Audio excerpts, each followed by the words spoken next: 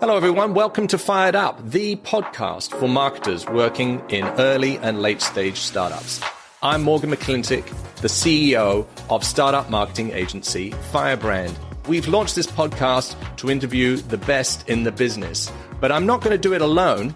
So please meet my co-hosts. I'm Nicole, Firebrand's VP of Content Marketing.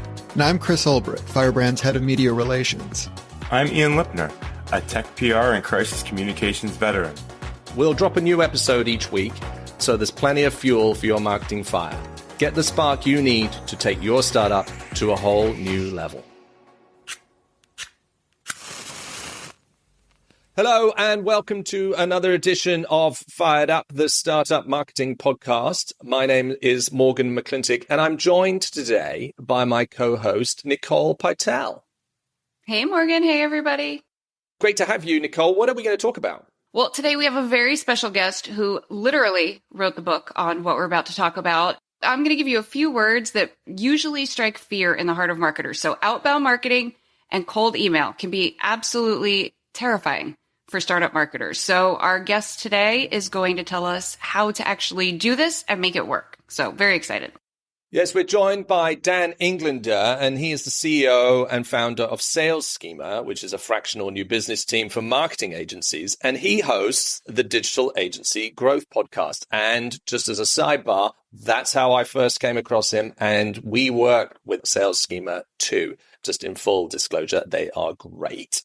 Now, previously, Dan was the first employee, head of new business at IdeaRocket, and before that, an account coordinator at DXagency. He is the author of 3 books, count them: Relationship Sales at Scale, Mastering Account Management, and the B2B Sales Blueprint. And in his spare time, which there isn't very much of, he enjoys developing new aches and pains via Brazilian Jiu-Jitsu and hanging out with his wife, a newborn baby boy, and his dog Crackle. So, Dan, welcome to Fired Up.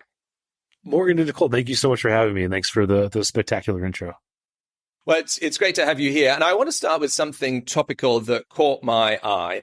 This is in MarTech. There's some news about Google and Yahoo bringing in new limits around bulk email senders and new requirements, really. And a bulk email sender, in their eyes, is anyone who sends over 5,000 emails a day to Google accounts, and as well as sort of traditional sort of email authentication requirements, which is sort of SPF and DKIM and all that good stuff. They also have some limits on how much spam can be reported. And I think that they say it can be 0.1% of emails received to Google accounts. And they also ask for everything to have an unsubscribe, one-click unsubscribe link. And now, for most marketers, this is fine. It's been in place for a long time. But I think the news here is that this might also apply to the whole domain. So all the emails that are sent from this domain. So that would include the BDR teams who are doing cold outbound, via SalesLoft or Outreach. And that has obviously been ramped up because of AI. So I wondered, is this a big deal, or is this really just nothing because companies that are sophisticated are already implementing these best practices? Yeah, it's a great place to start. So for our company, it's good news, and I'll get into why. I think this probably is a big deal for a lot of people doing mass outreach and that kind of thing. But I think just to take a step back, if you think about email and how it works and how it's able to work, and think about first principles, to use kind of a highfalutin term, it's predicated on being able to send one-to-many. It's a protocol. It's not a company. Like, nobody owns email. And it's also predicated on you being able to contact somebody you do not know. So those things are always going to have to be in place. And for as much as everybody hates unwanted email, which is spam, the thing we hate more is not getting something that we would want. There's only so much that a Google or a Microsoft can do to tamp that down without eliminating this thing called email, which has been going strong, Lindy Law style, anti-fragile style since the 70s. That all said, to get into the updates, the idea of sending like 5,000 emails a day in the B2B space is just crazy. Yet there's so many B2B salespeople that, or maybe they're not sending 5K a day, but they're trying to like play this numbers game, this mass outreach game, which is true, like has already been declining in effectiveness. And now this is like kind of a nail in the coffin of that. So, but it should be good news, because I think if you're listening to this and you're interested in experimenting with outreach, it's a lot more manageable and you can do it a lot more tastefully than what's been told to you, right? And if you think about the total addressable market for a well-niched organization, for a marketing department in the B2B space that is listening to this, your total addressable market is not hundreds of thousands or even tens of thousands of companies. So, for us to give context for our clients and for what we recommend, it's like a few hundred people contacted per week. So, we don't see issues with that. It tends to work quite well. Okay. But it'd be quite easy to get up to 5,000 emails across a larger organization, outbound across a whole domain. So some marketing organizations are going to need to keep an eye on this. But it sounds like you're saying, hey, look, this is just going to put more emphasis on the quality of the outreach compared to the quantity. And we're going to come into that. But before we do, let's just start with some basics. We're talking about outbound marketing as opposed to inbound marketing, which has very much been in vogue. There are some companies that only do inbound marketing and have built very successful businesses. So when we talk about outbound marketing, what do we mean? It's basically the process of, instead of waiting for somebody to find you, either through content or ads or either paying a social media platform some money, you get to reach out to your audience proactively after you identify them. So, if I'm talking to a marketing audience right now in a lot of different places, like in the tech world, that can mean different things, but it basically means, you knocking on the door instead of waiting for them to come find you. The good news is there's a way that you can do it that's really tastefully. And I think that there is a distinction between inbound and outbound, but all marketing, in my opinion, is interruption marketing, right? Like, I love Seth Godin, love him to death. But the permission marketing, how do you get somebody to give you permission? You have to interrupt them, right? An ad is an interruption. Programmatic that follows you around everywhere is an interruption.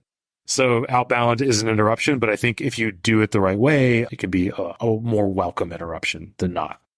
Yeah, and as long as it's delivering some value, you might think about, out-of-home advertising, and that can often be very entertaining. It's part of the landscape of the city. You live in New York, and it's everywhere, and it can be very entertaining. And the same with digital ads, and the same with email.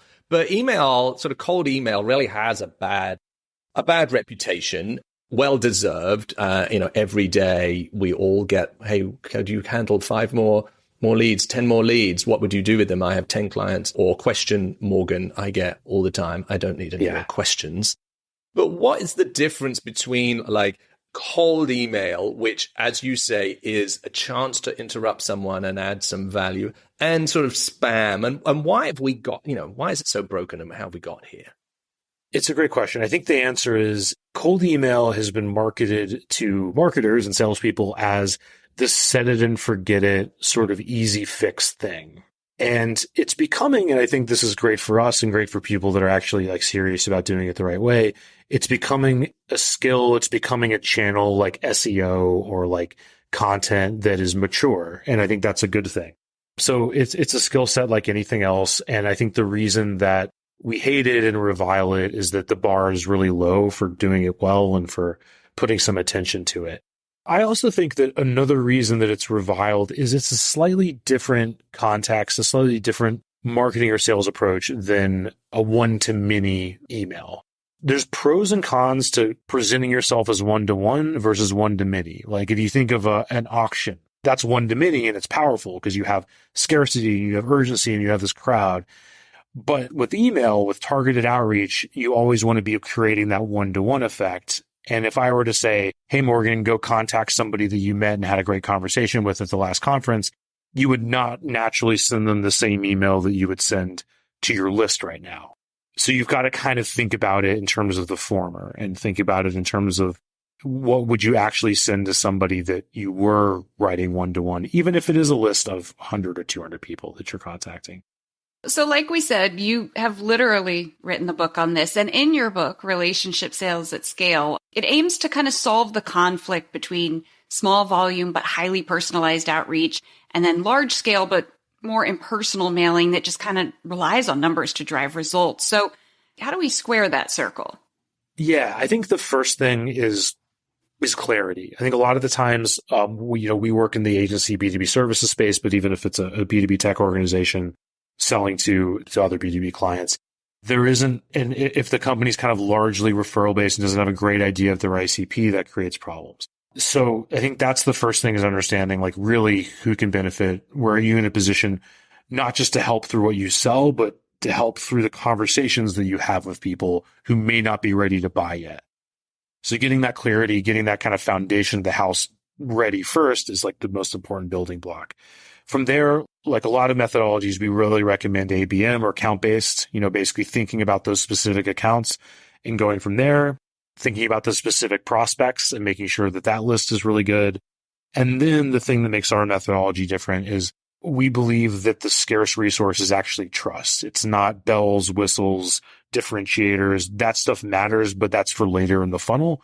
At the top of the funnel, the first thing is climbing the trust ladder. So there's more than one way to do this, but what we found to work really well in order to create relative scale is looking for commonalities. This can mean a lot of different things tactically, but maybe you're going to a trade show in 6 months. Why not contact the prospects that you know of that are in that city, right? For example, and there's a million other ways to do it. That's what we found to work well as kind of like, understanding what you're doing. It's positioned as lead gen. Yes, we want to get leads. Leads are great, but it's really more of a relationship building channel before anything else, at least in the B2B world where we play. Yeah. So those are a few things that are part of relationship sales at scale. So let's talk about the process of doing it well. And let's start with some list building. So we see startups, they go buy a subscription to ZoomInfo, they pull down a list, pop it into HubSpot, and then just blast it. So what should they be doing? Yeah, it's a great question. And I think the first thing, and this is like, it's cliche advice, but it's really true, is like, it's really you're solving the who problem first, which is like, who's going to be doing this? Who's going to be the one strategizing it, figuring out who are we contacting, how are we contacting them, who's going to be the person making sure the software is running correctly operationally, everything's fine, making sure the messaging is connected to what's actually happening on the first call, who's the one loading the list in. And honestly, a big part of the process is quality control. If I'm reaching out to a particular organization and I say, hi, Acme LLC Incorporated, they're going to know they're on a list and they're going to be not happy about it versus if you refer to it as you would in a normal conversation. All these little things add up. So I think to answer your question, I think the first thing is figuring out who's doing this and then thinking about where do we have the best opportunity to help somebody and who are those people, and then thinking about the more tactical stuff. But everybody wants to do the reverse of that, which is like sign up for the software, load it into this thing and go on from there. And I think that the outreach is becoming a more mature channel, which is a good thing, like content or anything else. So that's kind of the rough order of operations we see anyway.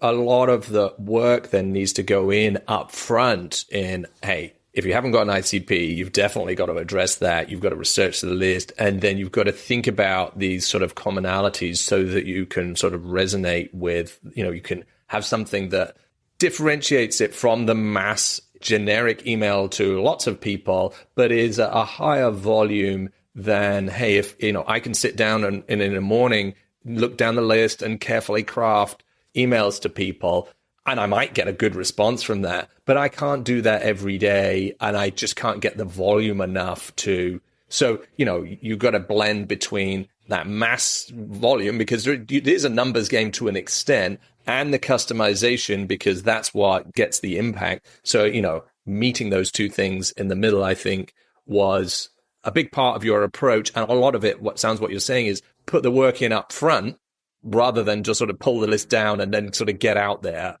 It's a bit more about prep. Yeah, thanks for that. And that's really the way that we're trying to approach it, because I think people get this wrong in one of two ways. Most people, the ones that piss us all off, are the ones doing the mass automation thing. Yeah. And that doesn't work. And increasingly, like we started with the Google updates, that's going to be a problem.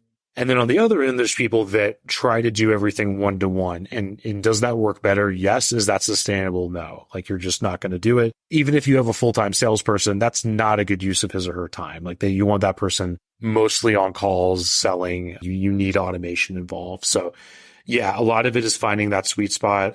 We like commonalities because what we think is that they're going to be timeless. No matter what AI does or any of this other technology, as humans, we value what is inherently scarce. And the thing that you have in common with another person is the thing that is going to de-risk that call. It could be something personal in like, being in the same backyard, or it could be something that actually is very pointed to a business problem. Having the same background, working in the same account for years is like a great example of that. It means that you see the world in a similar way. And that's what we found to like really de-risk conversations. When we get like responses from high level people, from C-level people in companies, it's usually something to the effect of, I never respond to this kind of outreach, but there's something different about it. I don't know what it is. And let's talk. So that's what we're going for. One of the metrics that I see a lot of startups skip over is their delivery rate. And let's face it, if you're going to do outbound, you've got to get into people's inboxes. So what are the factors that actually impact whether you're getting in the inbox? Because that matters before you talk about open rates or click rates or anything like that. How do you actually get in people's inboxes? It's a great question. So I think the first thing is warming is an aspect of this, and domain warming, and that may change with the Google updates, but we're not too worried about that. But, basically what Google, Microsoft, and the other major providers are looking at is like, is this domain a good actor or not? Yes, no, maybe. If it's no, it doesn't mean you're done forever, but you've got to go to this purgatory and then build up your reputation again. Just like with a website in terms of rankings or anything else. So that's what they're looking at. And with that, it's not any one thing, but it's basically like the updates we started with. If a certain percentage of that list is hitting the manual spam button, then it's going to affect your domain reputation. So tactically, there's a few things you can do. For one, like avoiding links, avoiding videos. There's some technical protocols that are probably beyond the scope of this conversation to get set up, like DKIM and SPF and all that stuff. But I think the biggest thing is starting low and slow, making sure that you're guessing and checking and looking at the last week's campaigns, switching up copy. And the bad news is it is more work. This isn't set it and forget it. But the good news is it is leveraged. You won't have to do this one-to-one. And once it's working, then it's sort of a model where you can keep doubling down on the success because you're building good domain reputation and you're less likely to throw that off again. So it's honestly becoming a lot more, I compare it to SEO a lot. I think it's becoming more like that. It's a lot more about sending messages that people aren't mad at, even if they're not ready to talk to you, if that makes sense. And thinking of it in terms of the frame of you're just trying to de-risk a conversation. You're not really trying to sell anything with the first message. So you mentioned domain warming there, and I know you might not necessarily, if you're doing a program like this, use the primary domain of the brand, but you might use a vanity domain, right? So that it's insulated in case, because people are going to be pressing the spam button occasionally. You can't control that. So should you always use a vanity URL? And you talked about the warming it up. What even is that, and how does that work? So that's a great point. And you should absolutely use a vanity domain, and that's so that you will screw something up eventually, and you don't want your main day-to-day email getting affected. So that's really important. If your site is Acme, you want it like Acme whatever.com, reach Acme, etc. is the idea behind that. And in terms of warming, and this may change. Google's making noises about throwing off these companies that are doing warming, but we're not super worried about it because like all it essentially is engagement. So that if you just set up a brand new domain, Google's seeing, okay, there's activity, people are replying and so on from there. So what warming tools are doing is they're kind of artificially creating that from lists and that sort of thing. But even when we use these warming tools, we are still starting slow, like going for engagements. Sometimes we'll even like just do our own engagement on the domain to warm it up. So there's different things you can do there. That's an interesting thought about warming everything up. I think, though, the one thing is that the people haven't been warmed up. And so a question that I get all the time is this open rate good? And on my side of the house, I'm talking to people who are a bit warm. They've had some interaction with the brand. You're on the other side of the house. So what is a good open rate in outbound email? It's funny because people get surprised when I say this, but like what we shoot for is actually like 40 to 70% open rates for what we do. Wow. And the reason for that is everyone's definition of cold could be something else. You could call it cold, but these people are less cold than you might think. Only in that, like, if we can get our clients really clear and, they're reaching out to people that they might even know and they have something in common. And this is like a niche that they've worked with for a long time. A lot of the times it's like, oh yeah, I think I have heard of these people, and they're not super cold. That does make a big difference. And I think that if you start thinking of outreach, even if you're doing bigger numbers than what I've talked about, even if this is a tech startup listening and they're selling to thousands and thousands of companies, why not start with the lower hanging fruit and then just keep expanding on that, as opposed to going to the coldest of the cold? And that's, when you think of it like that, then you get better open rates, you get more engagement, you get, good things happen. We spoke to a company recently that was doing an ABM motion, but decided to run some cold ads, upload that list and run some display, just brand awareness ads to the list before initiating the email outreach. To your very point there, the concept was build some brand awareness. This is a young brand. Build some brand awareness with this target group before, and then send the email so that they're not coming at it cold. In theory, they might have seen some of those ads and might be a bit more familiar. So might that be a good tactic? Yeah, I think that's a fantastic idea. And the way that we think about outreach is not necessarily as this discrete channel, but really is just kind of like a food group that can kind of weave its way through everything else, right? So we for example, we work with lots of agencies, B2B service companies that go to conferences all the time. And it's like, well, wouldn't you like to set up meetings for the conference so that you're not just wasting that time and money? And then after the conference, you could be sending emails, not just to people you met, but to people that are likely to know about it and attend it, that are in the same city and same industry. And the list goes on, the weaving it into ads, or webinars, or a podcast release or anything like that. You can use timeliness in a lot of ways to make these meetings happen. And that's like a big part of the copy we're writing.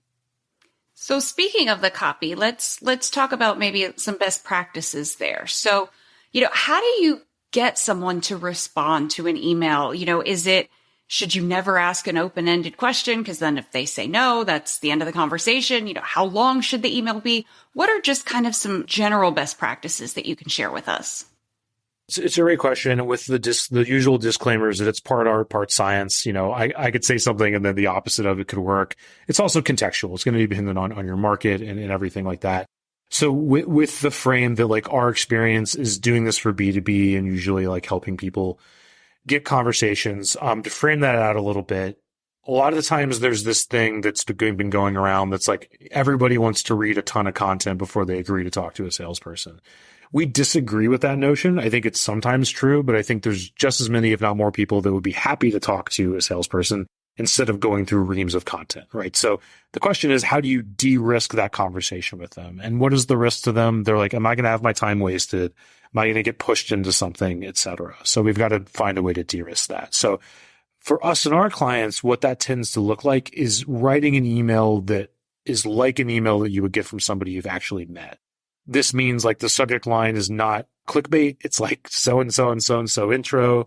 The personalization and the commonality is front loaded so people can see it's there before they even open it. It's looking aesthetically like a normal one-to-one email as opposed to a newsletter email.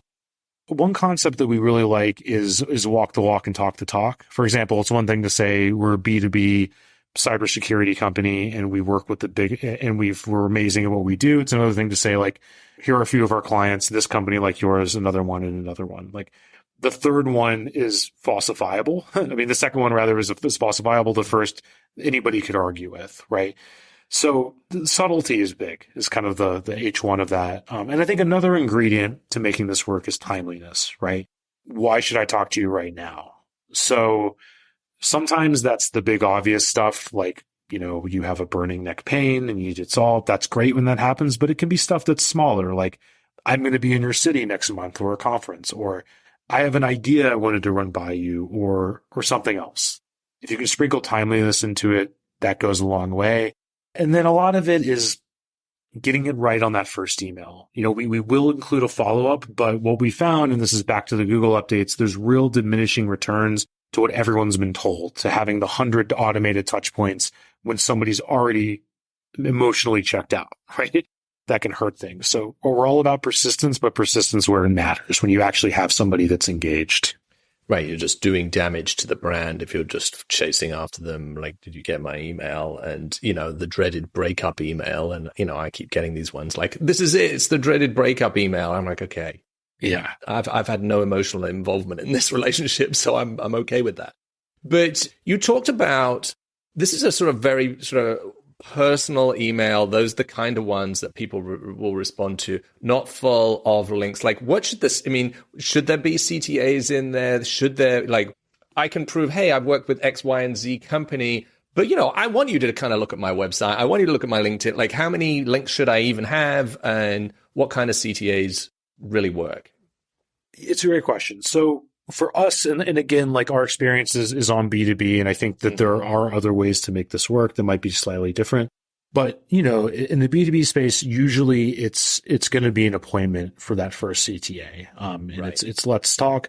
And I think a lot of the times, like, we've sort of been told, oh, that's such a big ask and so on. But if you actually get really targeted and, you're in a position of being like, we've literally worked with like 3 of your competitors in the last 6 months, those people want to take those calls.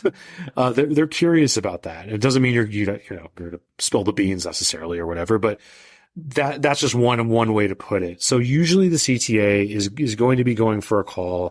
We use links sparingly. Mm-hmm. Where we'll use them is when is subtly. Again, we want the email to look one-to-one. So for example, sometimes, we'll include a link to LinkedIn if that LinkedIn profile is going to help us. And this is a little bit like a landing page. Like, let's say you didn't convert at the top of the fold. This is going to help you convert. So if you don't believe me, you don't believe what I'm saying, okay, here's my LinkedIn. You can check me out and then agree to speak from there. So again, like, I think that sending a bunch of links and sending videos and all this stuff, it can work, but you just run the risk of deliverability issues. And if somebody's not engaged, it often doesn't work.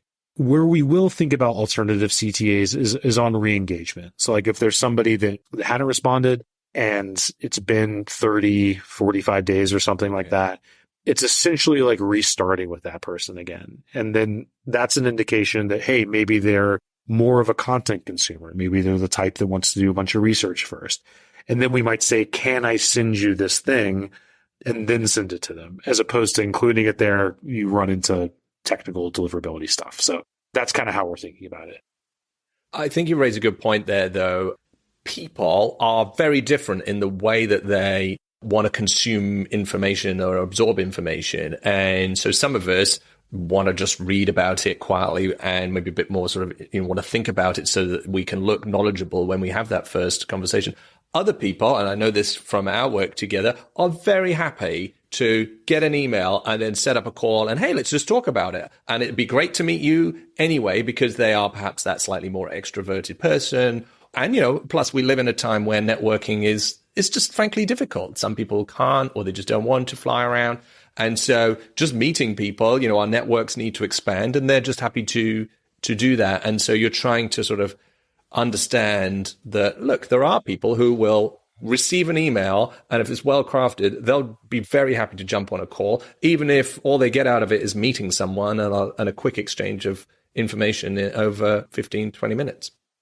Yeah, I think that's definitely true. And I also think that a lot of the times owners and salespeople sell themselves short about the knowledge that they have and the value, as long as they're focused enough, right? What we see is like it's way more pointed and sometimes way more efficient for decision makers just to learn on a 30-minute call. Content's great too, though. Everything has its purpose. Yeah.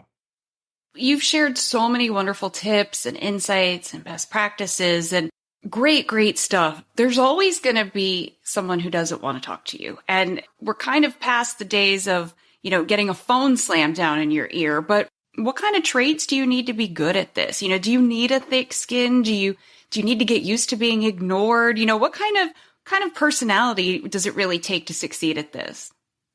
Yeah, it's a great question. Well, I just think about like, it's way easier than it once was, right? Like, I think that the dialing for dollars days, like, I guess that still works maybe for SMBs, but if you're going after significant organizations, like, it just doesn't seem like that cost effective to just have cold callers. So somebody saying no thanks to an email is not that big of a deal compared to the previous alternatives. That said, I think one thing with, expectation we set with our clients is like, yeah, not everyone's going to want to talk to you, but look at how they say no. If somebody says no thanks or says, not right now or, whatever, that's an indication that you're probably that you're in the right place perhaps, versus what do you want, go away, take me off your list, etc., tell you something very different. So sometimes like if you're optimizing a campaign or you're in the early days of making it work, like you've got to look at the nature of those no's. And also, I think this is probably not a lesson for listeners that are well-versed in sales and like know their stuff. But if people are newer to it, being a little bit persistent once you have somebody that's engaged, like somebody's like, follow up with me in 3 months. Great. If you don't mind me asking, what would be different in 3 months? Like, can you give me a little context for the situation? And then they'll tell you and they'll say, oh, we have a big shareholder meeting then. You're like, great. Like, what if, like, here's some information before the meeting and can we talk a few minutes before that meeting? I think this will be helpful to consider. Whatever it is, staying ahead of that just takes thinking about the process a little more creatively. Yeah. As someone who's actually, in the early stages of my career, being on the phone, making those 40, 50 calls a day and having the phone slammed down on you and being told, given some unwanted feedback, let's just say, this is part of business. I think even if you are going to create content, right, and you're going to do a podcast or you're going to publish a blog post, you're putting yourself out there and not everyone's going to agree and you're going to, you're going to get some feedback. And so you have to just be ready for that. And these emails are coming from a named individual and like that could be you and, it was me in this instance.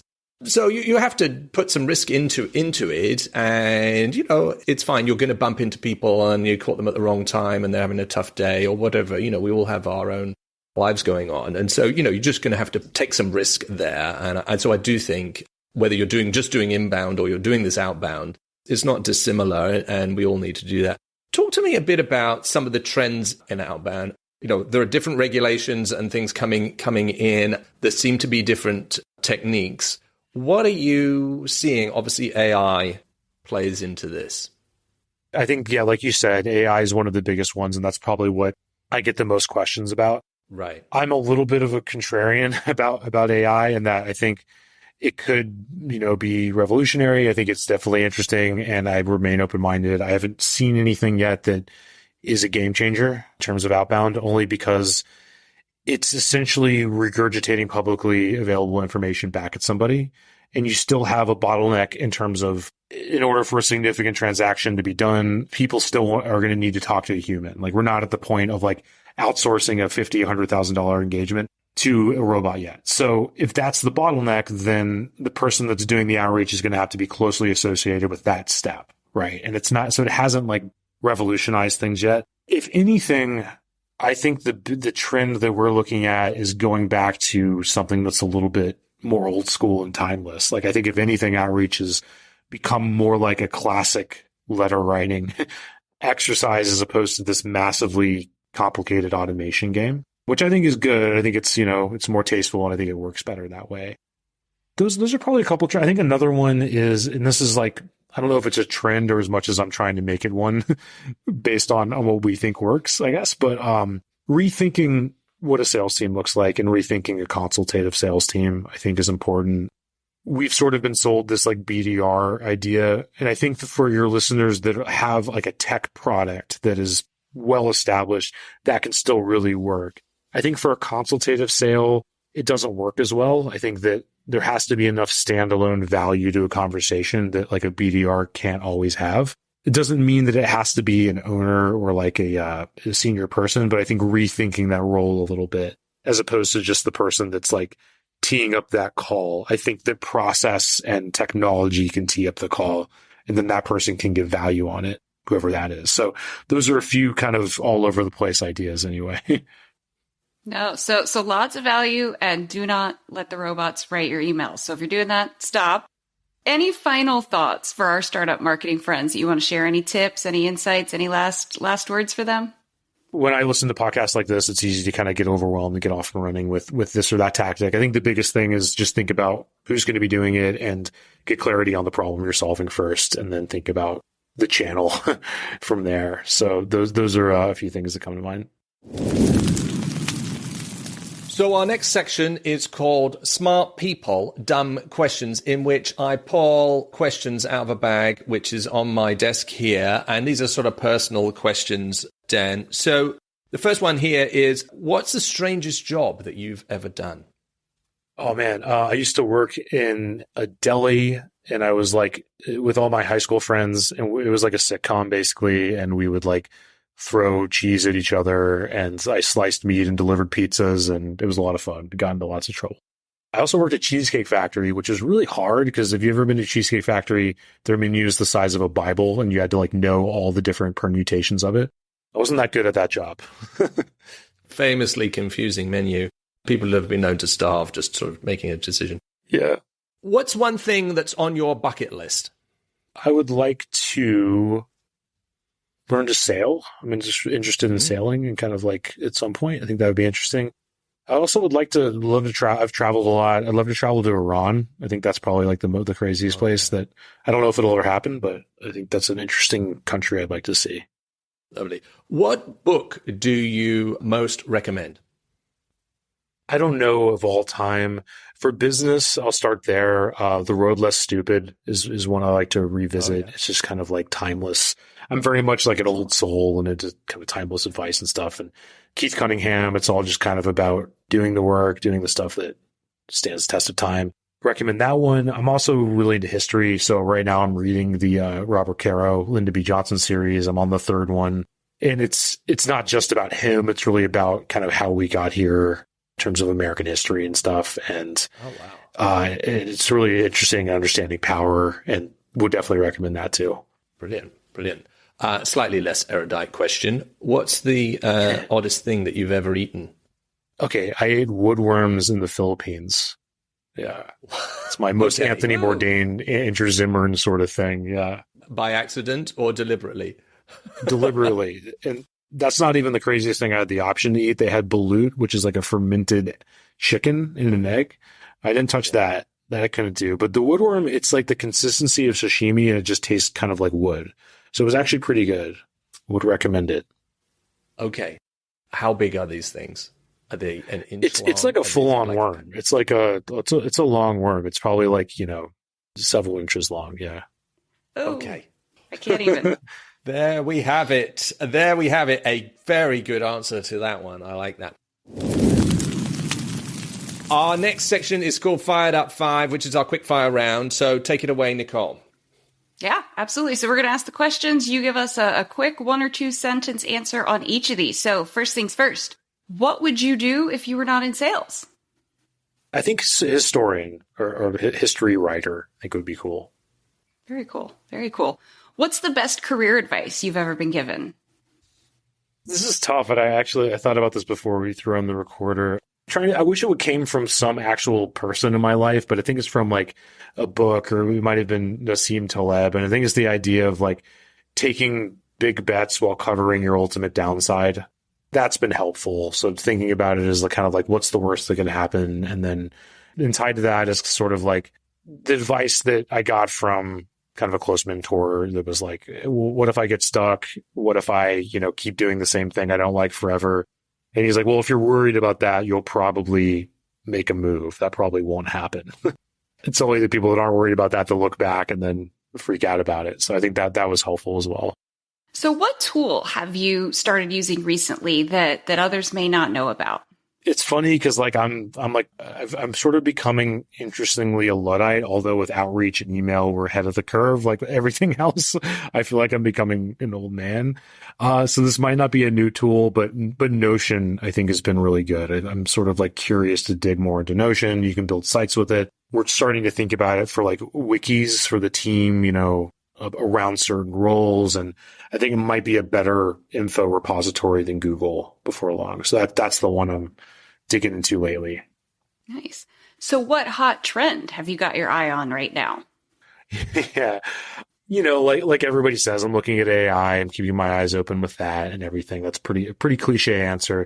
I think this is probably a whole other episode, and I might sort of butcher how I'm identifying it, but I'm looking for signals that either like this great stagnation is ending and we're going to develop like really cool technology that's different, or that we're going to not, and then we're going to fall into this kind of cyclical version of time that's more like, whatever existed before the Industrial Revolution, where we just keep on keeping on. So that's, I don't know if that's a trend, but if that makes any sense, that's what I'm paying attention to. I don't know if it's a trend, but that is a whole nother episode. So finally, what is your biggest goal for 2024, either personally or professionally? Yeah, I mean, professionally, it's building out the training side of our business as opposed to just the John 40 side. That's what I'm working on. And then personally, keeping our newborn baby boy healthy and thriving, which is an effort. Yeah. And sleeping. He's sleeping now for the time being. We'll see how it goes, though. So lucky. That sounds like a great goal. So Dan Englander is the CEO and founder of Sales Schema. Dan, thanks for coming on Fired Up. If people want to reach out to you, where should they go? Thank you so much, guys. Really appreciate the opportunity. Just salesschema.com is the best place. 2 S's in the middle, schemas and schematic. My email is just dan@salesschema.com. Wonderful. Thanks for talking to us today. Really enjoyed the conversation, and we look forward to talking to you soon. Awesome. Thanks, guys. Really appreciate it. Well, that about wraps it up for today. But before we close, we did want to offer all of our Fired Up friends a chance to grab a mega pack of all of our ebooks and guides. That's our guide to content marketing. That's our startup guide to paid media using Google Ads. It's our guide to attribution. You can get all of those, over 100 pages of goodness, at firebrand.marketing/fired up freebies. That's freebies with an S. And we hope you enjoyed the show. And if you did, please give us a rating wherever you get your podcasts, or drop us a note at firebrand.marketing. And as ever, the details of how to get in touch with our guest today can be found in the show notes. Thank you for listening. And until next week, get out there and crush your marketing goals.